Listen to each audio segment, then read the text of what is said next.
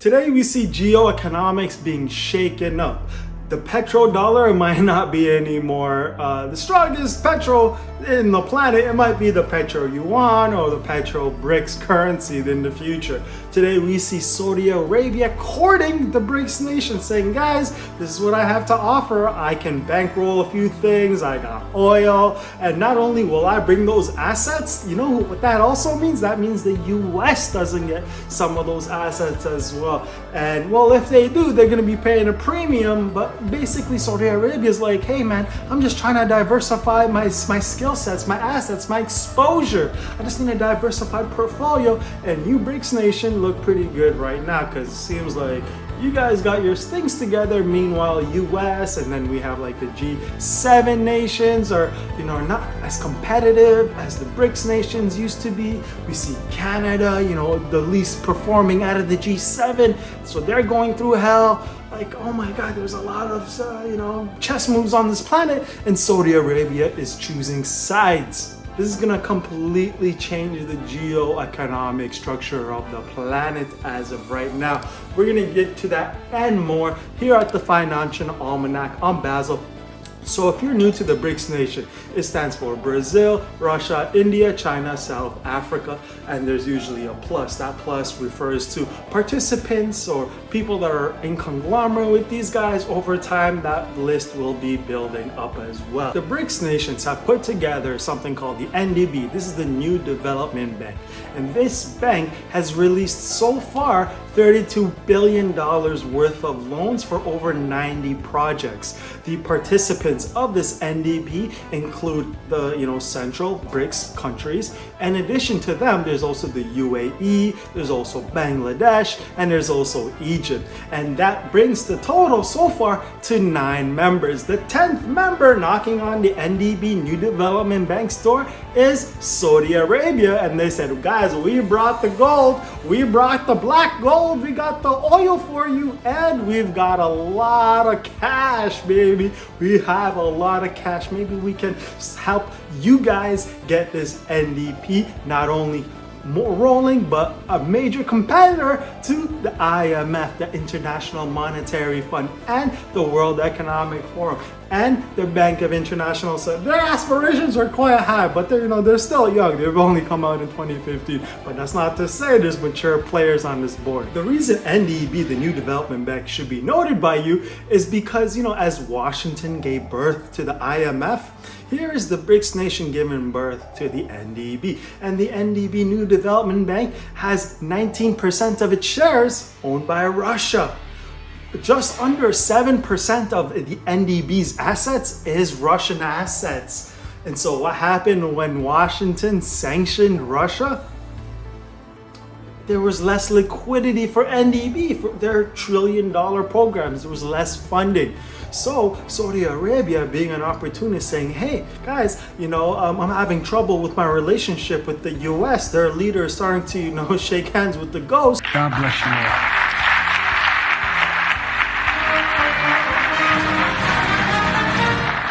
all. Let me come see what you guys are about, because I'm thinking about writing this divorce up. And so, Saudi Arabia is on the market, courting BRICS nation, saying, guys, I'm the second largest producer of oil on the planet. Not only that, I bring a lot of West Asia to the table as well. China, you guys helped me, solve a big issue with Iran. Now we're okay. We're doing all right. Better than the US has done with us in the past. So Saudi Arabia is right there at the door saying, I got black gold, I got cash liquidity, let's go baby, let's make this deal happen. The New Development Bank annual summit is actually happening right now. It's underway, and they released a statement to the Financial Times saying, in the Middle East, we attach great importance to the Kingdom of Saudi Arabia and are currently engaged in a qualified dialogue with them. This is game-changing. This is amazing news, because we're seeing that if you're not taking responsibility for your actions, such as sanctioning them and weaponizing the dollar, then other countries are gonna react. We know sanctioning a nuclear powerhouse isn't going to really go down nicely, man. We're poking a bear, especially a communistic bear. And we're not too far from that road, but that's another issue. we have to be careful on who we poke, because if we did that to, you know, a major powerhouse, and now the world's dividing, and, you know, people are saying, you know what, US, you guys with your congressional military industrial complex, I see that you guys are weakening in that department quite a bit. We have China here doing quite well that you guys are reliant on.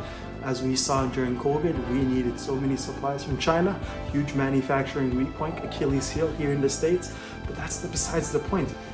Here's Russia, a nuclear powerhouse. They're not like Saddam. Saddam never had nuclear weapons. They're not like Gaddafi. They never had nuclear weapons. So when they wanted to back their dollar with gold, well, they weren't nuclear. Russia is nuclear. So it's all taken a little bit more seriously, hence the proxy war using Ukraine. If this continues to develop, if we continue to move our allies like Saudi Arabia, like Mexico, further and further away from us and into their hands, at the end of the day, what's going to happen is the US, if we continue down this path, and it will lead to failure, like history has shown us with empires, by inflating our currency away, pushing our trade agreements to, you know, other foreign actors and other special interests.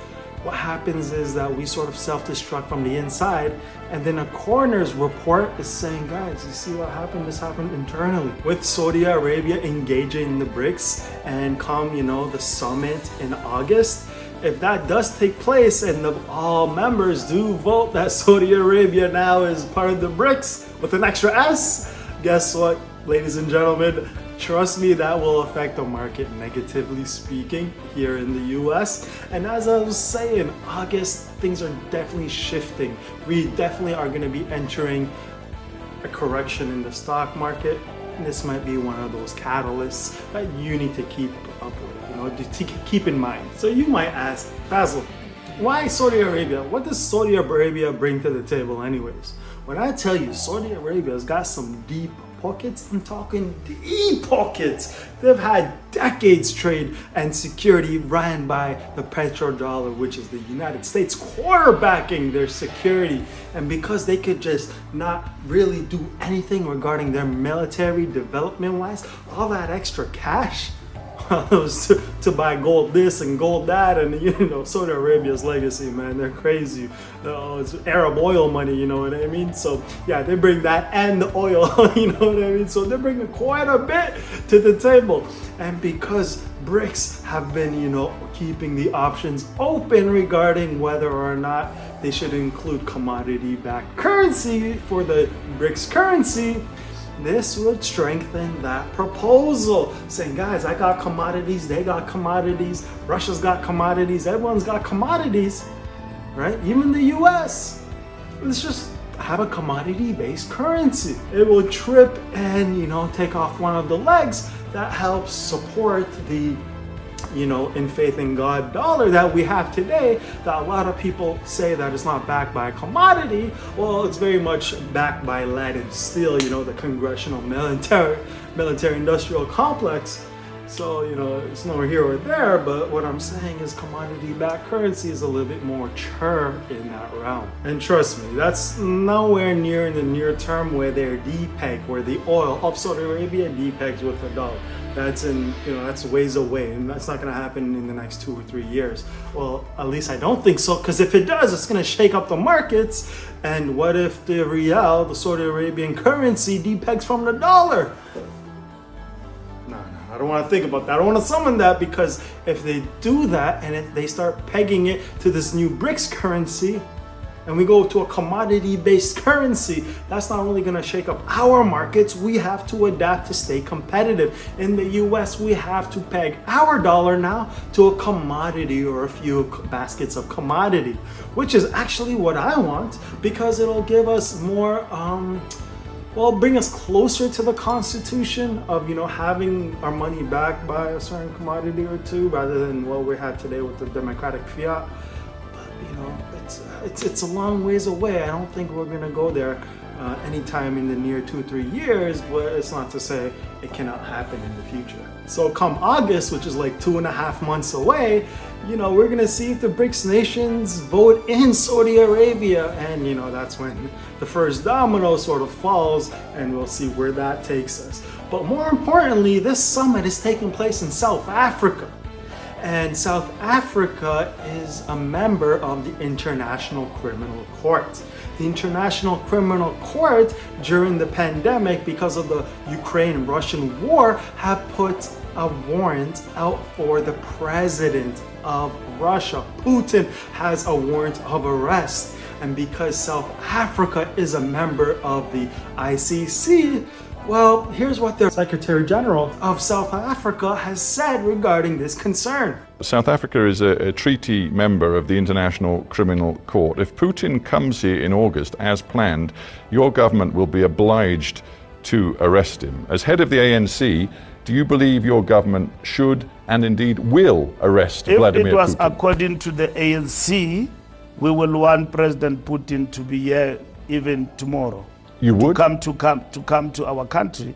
But you would welcome Vladimir Putin here right now? Of course, we will welcome. A man who is being investigated for war crimes by the International Criminal Court. We will welcome him to come here as part and parcel of BRICS, but we know that we are constrained by the ICC in terms of doing that. Putin is a head of state. Do you think that a head of state can just be arrested anywhere? How many crimes have your country committed in Iraq? How many crimes have everyone else who's so vocal today committed in Iraq and Afghanistan? Have you arrested them? You have not. You know the impact that this stand of yours... You're making a lot of noise about Putin instead of working for peace between Ukraine and Russia, and you failed to resolve the war. Where are the weapons of mass destruction? Tony Blair went to Iraq and claimed that they are weapons of mass destruction. Did you see anybody standing against that in the United Kingdom and Britain? More than millions of people have died in Iraq and Afghanistan, and there are no weapons of mass destruction. We know what the war is about. Mr. Secretary General, between Russia and Ukraine. We want peace. That's what is important, so that the world can thrive. And organs and institutions of the world that institute world peace must not be conspicuous by their silence in deciding decisively. We don't have much time left. I just want... Whoa, the cojones on this guy, man. Last time somebody said that to... Oh, I didn't even touch that. But that took some cojones, and the U.S. doesn't take cojones like that too lightly, so is all I'm saying. But now you guys have some boxers in your corner. Okay, I see that. That's pretty funny, I'm not gonna lie. So South Africa, if they host Putin or, a head of country like that, they're saying that they don't have to arrest them. Hell, this week they have foreign ministers from Russia meeting, and the head of states happen to be meeting in August. So they're saying, guys, historically speaking, there's immunity for global events like this. When head of states or foreign ministers get together regarding a global summit, there's diplomatic immunity. And he's playing that card. Well played. But we got to keep an eye on you. We've supported South Africa. The U.S. has supported South Africa, but not economically, just diplomatically. We went and we shook their hands, we patted them on the back, we said, oh, you guys are strategic allies of ours for Africa. We want you guys to be a crown jewel of Africa. There was a lot of hot air, and I think they called our bluff, because we saw that they started having military drills with Russia and China during the Ukraine war. It's still happening, ladies and gentlemen. They're still running drills, military joint drills with Russia and China. Just recently, South Africa's head army chief went to Moscow. This isn't a good look, so maybe diplomatically shaking and politicizing them and gassing their head wasn't the strategy that we thought it would be, but at the end of the day, how far did we really think that would go? And that's pretty funny, because after their army chief, South Africa's army chief, went to Moscow, our boys in blue said they were selling weapons to Russia. South Africa selling weapons to Russia. That's hilarious. Obviously these guys said that they were disappointed that the US would say something like this. And yeah, just in case you guys forgot, there was diplomatic immunity for Putin come August. Not only that, but we see countries still saying, Russia, you guys are still welcome here, whether there's sanctions against you or not. We see Foreign Minister of Russia, Sergei Lavrov, go and check out Kenya, saying, thank you guys for inviting me, let's all go to South Africa together. So much for sanction and power plays, y'all. And the drama does not stop there, ladies and gentlemen. We still see tension within the BRICS nation. We still see tension between India and China along their borders for territory. But it does not stop there. Why is even India in the BRICS nations to begin with? I thought they were a close ally of us, the US. Well, it turns out that the BRICS nation, cumulatively speaking, have 25% of the GDP of the planet and 40% of the population on the earth. So they're strategically made this movement to have better access and development for the global south. But ladies and gentlemen, it does not stop there. India has to make a decision. Who's it going to serve? NATO and our allies? Or BRICS? Well, it's a member. So, was he listening to Noble Drew Ali when he said you can't serve two masters? But he's trying not to have the BRICS nation go anti-US in their rhetoric. What is India to do? I don't know. It's going to unfold. We're going to keep you updated here at Financial Almanac to see how they dance that piper's tune. Not only that, but India has also been supplying people, countries, with Russian oil during these sanctions. So they're sort of playing both parts. I don't know what they're doing, but they're not the only ones doing this for Chinese yuan, ladies and gentlemen. We see Pakistan also trading Russian oil for Chinese yuan. This is unprecedented. We haven't seen a global shift happen so quickly during heightened, proxy war times, global financial crises, bank runs, bills, treasury bills weakening, the US dollar, will it strengthen or will it weaken? If Saudi Arabia gets admitted come August, that will weaken the dollar. You tell me, how do you think the markets will affect? Will Bitcoin rise because of this, change of hegemony even? Would I go as far as to say that? Not only that, but we also see when it comes to Saudi Arabia, the Financial Times has said that the addition of the kingdom would reinforce ties between the bank, which was established by the world's biggest developing economies as an alternative to Western-led Bretton Woods institutions, the world's second largest oil producer. Ladies and gentlemen, during the 1950s, we were close allies with Saudi Arabia. Since Richard Nixon closed the currency-backed window from the Bretton Woods Agreement to no longer exchange gold for dollars, guess what happened? The US had to have some sort of pseudo commodity-backed currency. Hence in 1973, only a few years later after the gold window closed, was the birth of the petrodollar. And Saudi Arabia has been great with us for ever since. That's what, 50 years? And now they're shifting. Ladies and gentlemen, this is unprecedented time. Make sure you subscribe so you catch the latest on this development. Not only do I suspect Saudi Arabia joining the BRICS nation come August, there's so many nations and countries actually expressing interest in participating and joining membership as well. It does not stop in Saudi Arabia, UAE, Egypt, and Iran. It goes to Iraq, Afghanistan, Algeria, Indonesia, Kazakhstan, Nicaragua, Bangladesh, Nigeria, Senegal, Thailand, Argentina, Zimbabwe, Iraq. The one I love the most was the United Kingdom, but not the City of London, just the United Kingdom. And there's some already that have applied and are waiting to be admitted, obviously, after Saudi Arabia, so that'll happen in a few summits. But this includes Costa Rica, Bolivia, Chile, Cuba, Ecuador and Peru, Uruguay, Venezuela, Azerbaijan, Mongolia, Tajikistan, Turkmenistan, Uzbekistan, Pakistan, Sri Lanka, Vietnam, Turkey, and my favorite, Germany. Germany is on that list, ladies and gentlemen. How crazy is that? If they go the EU, I'm sorry, man. I don't know what you guys are gonna do, but let's just hope for the best. Maybe that's why they were so good with Russia and our intelligence agencies, hit that Nord Stream pipeline.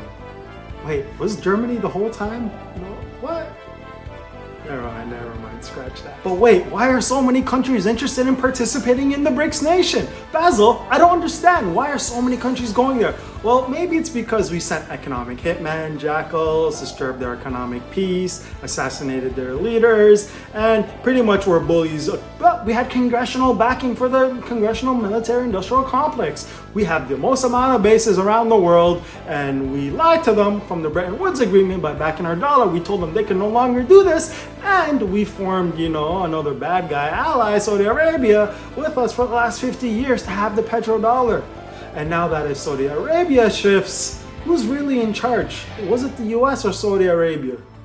Well, it doesn't matter, because now we got other warheads in Russia, and we see China quarterbacking the oil distribution. We see China importing the most amount of oil they have in a very long time. In fact, last April, they broke their previous record. They imported 16 million barrels of oil, and it's only expected to go up for the rest of this year as it siphons oil from Russia through China. China's saying, hey guys, use our yuan to, purchase this oil.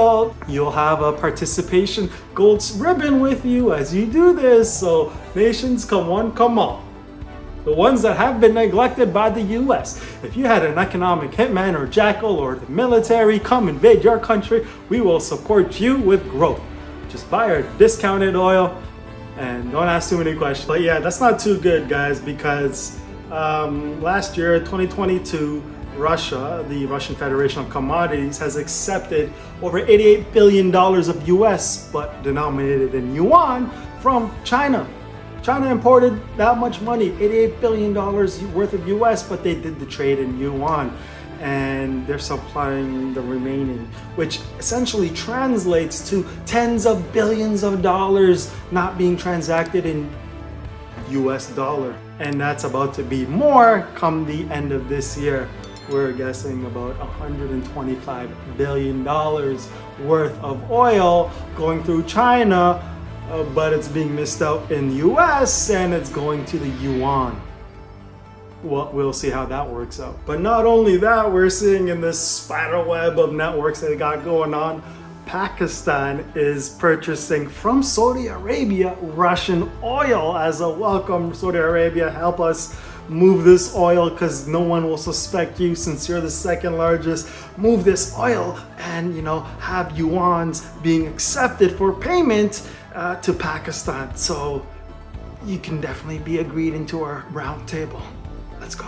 This is crazy, I know, but Pakistani minister said, we hope that if this becomes a long-term arrangement, it'll become a rupee and Chinese currency transaction, he said. And perhaps the currency swap needs to be larger in order for us to take advantage of other opportunities that might arise. You can see this sentiment further affirmed by the Financial Post. With this deal with Russia would help move away its dollars or euros for its exports and China's ambition to take the yuan global to chip away at the US fiat's dominance. It would also offer some relief to Pakistan, which is heavily reliant on energy imports and is trying to revive a stalled $6.5 billion bailout package with the International Monetary Fund to avoid a default. Ladies and gentlemen, this basically means that since Saudi Arabia is the number one, well, it's the second largest oil producer, but the number one when it comes to specifically crude oil, and we see China being the number one importer of oil, this transaction will definitely benefit Pakistan,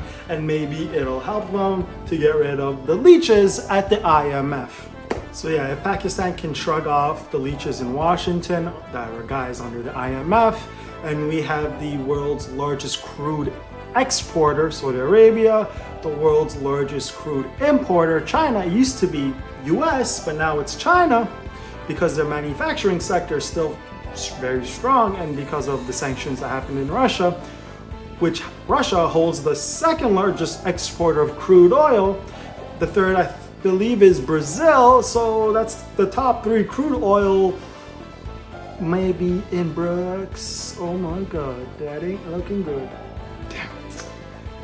And they're already trading in yuan.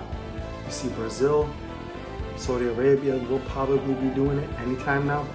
You see Russia, China, India, Pakistan, they're already trading in yuan. No wonder the yuan overtook transactions in their domestic area. First time ever.